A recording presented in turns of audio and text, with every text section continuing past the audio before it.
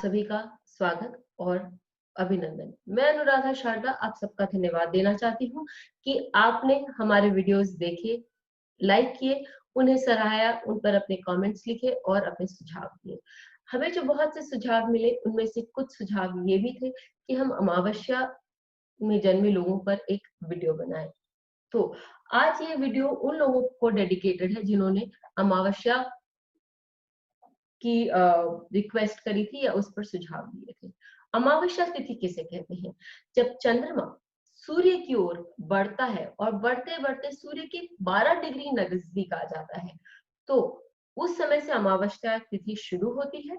और जब चंद्रमा ये 12 डिग्री क्रॉस करके पूरा सूर्य के साथ एक ही डिग्री पर आ जाता है, सेम डिग्री पर आता है, तो अमावस्या पूर्ण होती है और एकम या प्रतिपद उस दिन उस समय से शुरू होता है।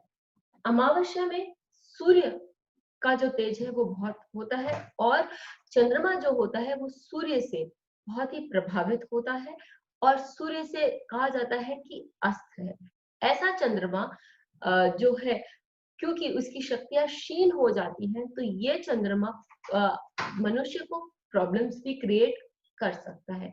अर्थात हम यह जाने कि चंद्रमा मन से जातक अर्थात चंद्रमा मन का प्रतीक है। चंद्रमा आपके इमोशंस का प्रतीक है, आपकी सुंदर भावनाओं का, संवेदनशीलता का प्रतीक है। ऐसा नहीं है कि ऐसे व्यक्तियों को इमोशंस नहीं आते या ऐसे व्यक्ति कुछ सोचते नहीं है, उनका मन उनके मन में कुछ विचार नहीं उठते। ऐसे व्यक्तियों के मन में विचार उठते हैं, लेकिन क्योंकि ऐसे व्यक्ति अपने मन के विचारों की अभिव्यक्ति सही रूप से कर नहीं पाते, इसके लिए ये विचार मनुष्य को बहुत पीड़ित भी करते हैं और इन्हें मानसिक यातनाएं भी दे सकते हैं। तो ये बहुत जरूरी है कि अमावस्या में जन्मे लोग अपने विचारों को सही तरह से रखना सीखें या जाने।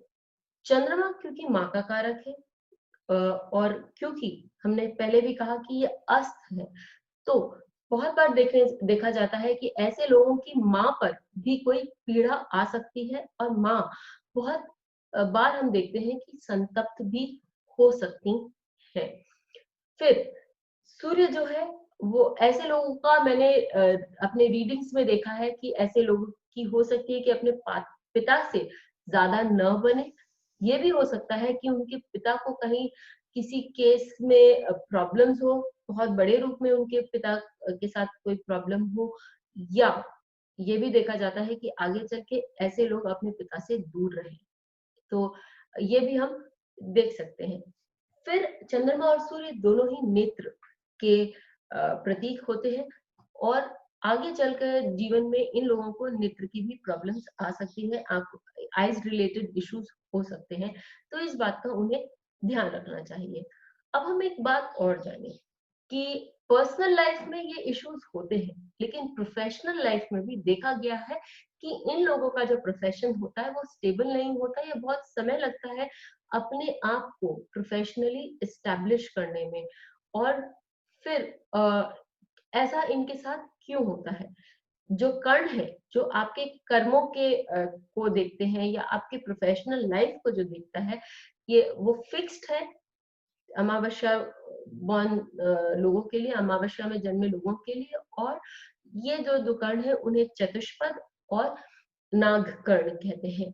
चतुष्पद कर्ण वाले लोगों में प्रतिभा जो होती है वो बहुत बहुत प्रतिभा होती है, लेकिन वो अपनी इस प्रतिभा को उभारने में उनमें प्रॉब्लम्स आती हैं। वो शायद ठीक ढंग से अपनी प्रतिभा को उजागर नहीं कर पाते। अध्यात्म रूप से भी इनका बहुत विकास होता है। इसी के लिए यदि ये व्यक्ति ऐसा चाहे कि अपनी प्रतिभा को लोगों के सामने लाएं, तो उसके लिए उन्हें कड़ी मेहनत करने की जरूरत है। नाग कर्ण में जो जन्मे होते हैं उनके साथ कभी धोखा भी हो सकता है, और उनके साथ ऐसा भी होता है कि वो लोगों के लिए कुछ ऐसा बोल जाते हैं जिसके कारण उनका जो प्रमोशन हुआ या उनके कार्य हुआ उस क्षेत्र में कोई प्रॉब्लम्स आती है। तो ये भी बहुत जरूरी है कि जो नागकर्ण में जिनका जन्म हुआ है अमावस्या के दिन, वो अपने बातों पर एक संयम रखें और किसके साथ क्या बात कर रहे हैं ये भी देखकर चलें। अब हम ये भी इतना सब सोचने के बाद, सुनने के बाद लोगों को यही लगेगा कि क्या अमावस्या का जन्म बहुत ही निरर्थक है, क्या व्यक्ति कुछ काम नहीं कर सकता? ऐसी बिल्कुल भी बात नहीं है। बहुत लोग जिनका जन्म अमावस्या वाले दिन हुआ है, वो बहुत ऊंचाइयों को उन्होंने पार किया है। इसमें कोई संशय नहीं है कि ऐसे लोगों को के जीवन में तकलीफ आती है, पीड़ा आती है। लेकिन यदि आप अपने माइंड पर काम करें, यदि आप अपने माइंड को कंट्रोल करने की कोशिश करें या आप अपने टैलेंट्स को उभारने की कोशिश करें, तो आप डेफिनेटली एक मुकाम हासिल कर सकते हैं। ये हम देखते हैं अपने एग्जाम्पल चार्ट्स के साथ। तो इस एग्जाम्पल में हम सर स्टेफी ग्राफ का केस लेते हैं। स्टेफी ग्राफ का जो जन्म है वो अमावस्या में हुआ है और अ, चंद्रमा और सूर्य की जो युति है वो द्वादश भाव में है। 12th हाउस में ये युति देखने के कारण हम ये भी सोच सकते हैं कि ये खाली क्षय देगा, लेकिन 12th हाउस इंटरनेशनल फेम का भी हाउस है। उन्हें देश विदेश में ख्याति प्राप्त हुई। ये जो चंद्रमा है ये सप्तम और दशम भाव के स्वामी गुरु से दृष्ट है और केतु से भी दृष्ट है। इन्होंने अपने जीवन में हमेशा एक लक्ष्य साधा और उस पर काम करते रहे। 4 साल की थी जब से इन्होंने टेनिस खेलना शुरू किया और 1 साल के अंदर इन्होंने 8 साल के व्यक्तियों को भी हराना शुरू किया। अपने जीवन में, करियर में ये 377 वीक्स का इनका रिकॉर्ड है कि वो अब टॉप ऑफ द चार्ट पे बनी रही। सूर्य जो है वो तृतीय भाव का स्वामी है और ऐसा सूर्य इनको मेहनत करने के लिए, और ऐसा सूर्य इन्हें साहस भी देता है, मेहनत करने के लिए भी आगे बढ़ाता है और मन को भी बलि बनाता है। चंद्रमा जो है वो द्वितीय भाव का स्वामी है और ऐसा चंद्रमा द्वितीय भाव को पीड़ित भी कर सकता है क्योंकि इनके परिवार पर भी लांछन लगा था। इनके पिता पर, जैसे मैंने कहा कि पिता के साथ भी प्रॉब्लम्स हो सकती हैं, तो इनके पिता पर भी लांछन लगा था और इनके पिता इनके कोच भी थे, इनके पिता इनके मैनेजर भी थे और टैक्स इवेजन के कारण, टैक्स में चोरी के कारण इनके पिता पर लांछन लगा था, जिसके कारण 4-5 साल के लिए इनके पिता को जेल भी जानी पड़ी। और उसके बाद स्टेफी ग्राफ का जो रिलेशन है अपने पिता से वो कहीं खराब सा हो गया। लेकिन क्योंकि इन्होंने बहुत छोटी सी उम्र से मेहनत करने की ठान ली थी, इसके लिए निरंतर आगे बढ़ती चली गई और टॉप 3 टेनिस प्लेयर्स में आज भी इनको माना जाता है, इनकी रैंकिंग होती है। अब हम लेते हैं सलमान रश्दी का चार्ट। सलमान रश्दी के चार्ट में हम देखते हैं कि इनका जो चंद्रमा और सूर्य है वो तृतीय भाव में है और तृतीय भाव के स्वामी बुध के साथ है। तृतीय भाव जो है वो मैंने आप लोगों को पहले भी बताया कि आपके पराक्रम का भाव है, आपके साहस का भाव है और ऐसे लोग निडर और निर्भीक भी होते हैं। लेकिन ये भी हम देखें कि जो सूर्य है वो पंचम भाव का भी स्वामी है। तो पंचम भाव और तृतीय भाव में जो समानता है, तृतीय भाव आपकी कलात्मक शक्तियों का भी भाव है और आपको बहुत सुंदर लिखने की क्षमता भी देता है।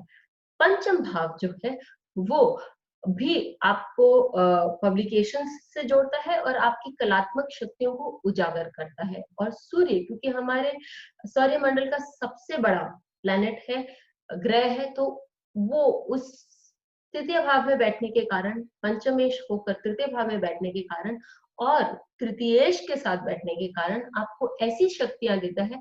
आप कुछ ऐसा करते हैं, ऐसा लिखते हैं जो कि दूसरे एक बार देखते हैं, सुनते हैं आपकी बात, क्योंकि तृतीय भाव आपकी वाक शक्ति का भी भाव है जहां से आप लोगों को प्रभावित भी कर सकते हैं।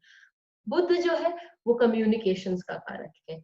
बुध जो है वो आपकी लिखावट का भी कारक है और ये इस कॉम्बिनेशन में सोने में सुहागा की तरह काम करता है।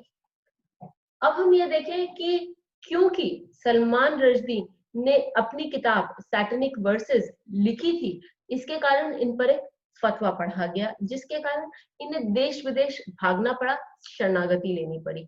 चंद्रमा अपने से अपने भाव से द्वादश स्थान में है, अर्थात अपने से दूर है और ऐसे व्यक्ति अपने घर पर नहीं रह सकते। फिर इन इनकी जो किताब थी वो बहुत सराही गई, बहुत सारी कम्युनिटीज में सराही गई। तो ये भी हम देख सकते हैं कि बहुत मेहनत के कारण, बहुत मेहनत के बाद, बहुत स्ट्रगल के बाद इनको एक नाम मिला और इन्हें रहने के लिए भी एक जगह मिली। इसी प्रकार जब हम ये देखते हैं कि लेकिन फिर भी इन पर फतवा पड़ा गया, लेकिन ये बचे कैसे? तो हम देखते हैं कि नवम भाव का जो स्वामी है, गुरु, जिसकी शुभ दृष्टि इनके तृतीय भाव पर पड़ रही है, उससे इन्हें बहुत राहत मिली और इन्हें बहुत ही एक सेफ्टी जोन जिसे कहते हैं, वो भी उन्हें प्राप्त हुआ। तो इन बातों को हमें ध्यान में रखना चाहिए कि यदि किसी को भी ये संशय हो कि अमावस्या का जिनका जन्म है, उनका जन्म बहुत सुंदर नहीं होता, तो ये 2 चार्ट्स को आप ध्यान में रख सकते हैं।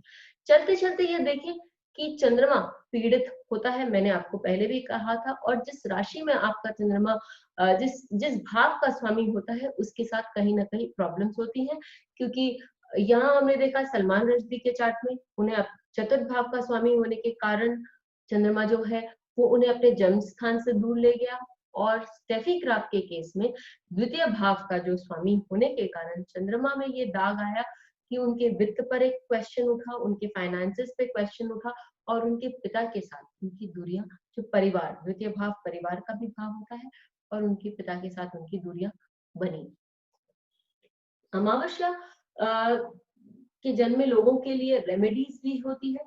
पितृदेव जो होते हैं वो अमावस्या को के देवता होते हैं, और ऐसे लोगों के लिए ये अनिवार्य है कि आप डेली नियमित रूप से बिना नागा अपने पितरों को की सेवा करें, या उनके लिए कुछ पूजा पाठ दान पुण्य करें, और अमावस्या पर जरूर उनके लिए जल आदि का तर्पण करें। तो इससे धीरे धीरे आपके जीवन में परिवर्तन आएंगे जो आपके लिए अच्छे होंगे। ये बात मघ नक्षत्र में जिनका जन्म है उन पर भी लागू होती है। आप ये बात जान के चलें कि आपके वित्त और आपके रिलेशनशिप्स को लेकर तिथि बहुत जरूरी है। तो उसके लिए जिस तिथि में भी आपका जन्म होता है उसके बारे में आप जानें और बात करें। लेकिन पंचांग के सभी अंग, चाहे वो कर्ण हो, चाहे वो तिथि हो, नक्षत्र हो, वार हो या योग हो, ये सब महत्वपूर्ण है आपके संपूर्ण जीवन के बारे में पता करने के लिए, बात करने के लिए। तो किसी भी अंग की अवहेलना हमें नहीं करनी चाहिए। आजकल हम नक्षत्रों पर बहुत बात करते हैं, लेकिन योग, वार, कर्ण और तिथि भी इक्वली इम्पोर्टेंट है। फिर मिलेंगे आपके साथ एक नए वीडियो में। तब तक के लिए सुखी रहें, संपन्न रहें। धन्यवाद।